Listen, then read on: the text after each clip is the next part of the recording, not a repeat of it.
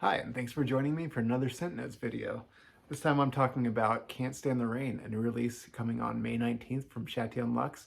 And it's something I was very excited about. It's a revisitation to an aquatic scent, which I have visited before with Admiral, but this one is a little bit more, I wouldn't say it's up the alley of what you would expect from an aquatic scent. And again, it turns that kind of idea on its head a little bit, but it might have a more familiar aquatic note to it. It doesn't use the traditional like dihydromercenol or cologne or anything like that. This one is going to be a little bit different. So it's not kind of the same tried and true territory that you're used to seeing. And it's also got some nuances to it. Can't Stand the Rain, first of all, is an Ann Peebles song. She's a St. Louis native and just a really great vocalist, super, great soul singer. This Can't Stand the Rain, if you haven't heard it, I would recommend you hit pause, go listen to it, come back. All right, now that you've heard it, you know how great of a song that is. And this scent, I really wanted to encapsulate the idea. Sitting by the window, the rain is just, just about finished up, and you smell all this freshness of it, and it's over, and you can go out, just enjoy the sunshine again. So it's like those last few drops are falling. The notes are petitgrain, lemongrass, jasmine, coriander, that aquatic rainwater, cedarwood, myrrh, labdanum, and oakmoss. So I wanted to go with something that on the top has that, like I said, the really bright rays of sunshine after the rain with the petitgrain, which is just a bigger rod petitgrain, which is an orange tree, so a bitter orange type of note. And it's also going to have some lemongrass to kind of tan that up. And really, it's just well, lemongrass is just very therapeutic. It's like spa. It goes really well with the water because, it feels like a spa going on there. Then again, we go with the jasmine, which I do more of a traditional jasmine accord on this one as opposed to Terje, which I talk about in another video. In this jasmine accord, I use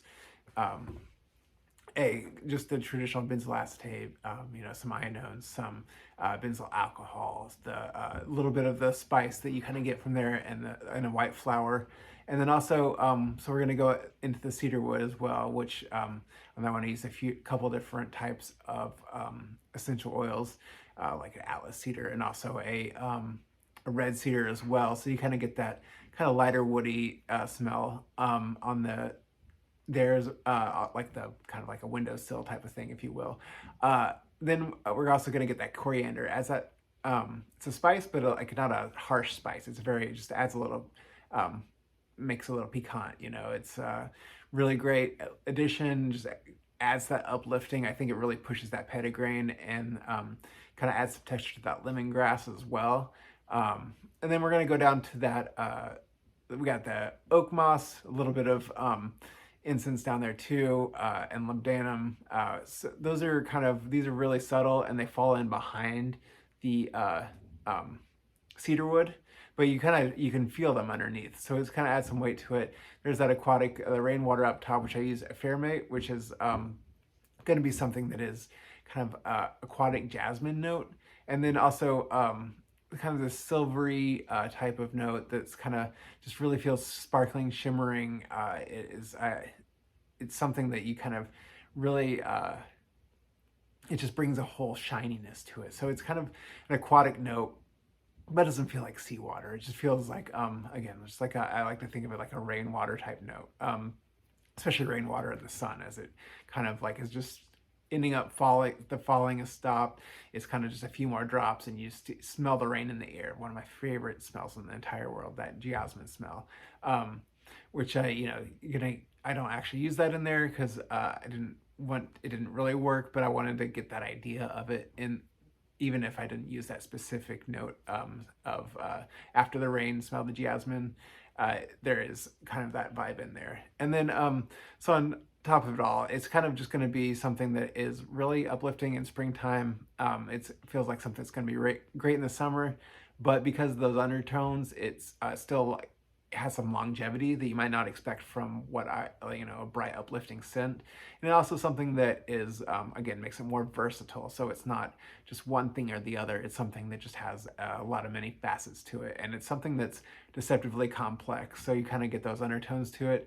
And it's sometimes with aquatic scents, I think you get so much of that like they hit you up front so hard, and then once you get to the bottom, you're just gonna have a bunch of ambroxan or something like that. You know, it's not interesting. This one I think is much more well dispersed because of the way the rain accord is composed.